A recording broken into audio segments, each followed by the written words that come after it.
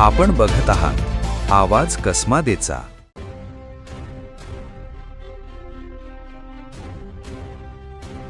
चांदवड तालुक्यातील राहुड इथं मंगळवारी दुपारच्या सुमारास घरफोडीची धक्कादायक घटना घडली असून लग्नासाठी ठेवलेले सुमारे 20 तोळे सोन्याचे दागिने व रोख रक्कम अज्ञात चोरट्यांनी लंपास केल्याची माहिती समोर आली आहे।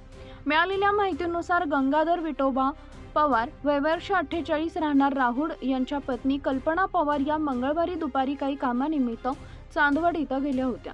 सायंकाळी 4:30च्या सुमारास त्या घरी परतल्या असता घराचे मुख्य कुलूप तोडलेले दिसले। संशय आल्यानं त्यांनी घरात प्रवेश केला। कपाटाचे लॉकही यावेळी फोडण्यात आल्याचं आढळून आले। चोरट्यांनी घरातील कपाटातील मौल्यवान दागिन्यांवर हात साफ केला।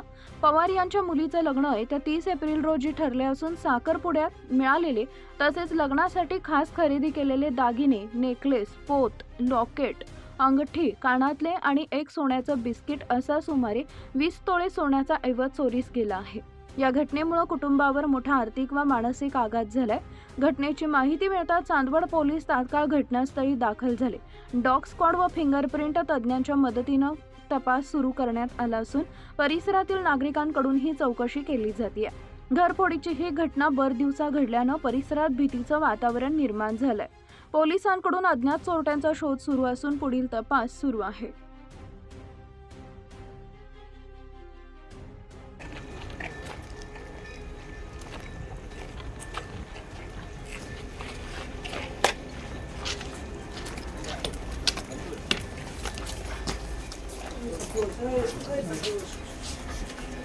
हाँ 2 मिनट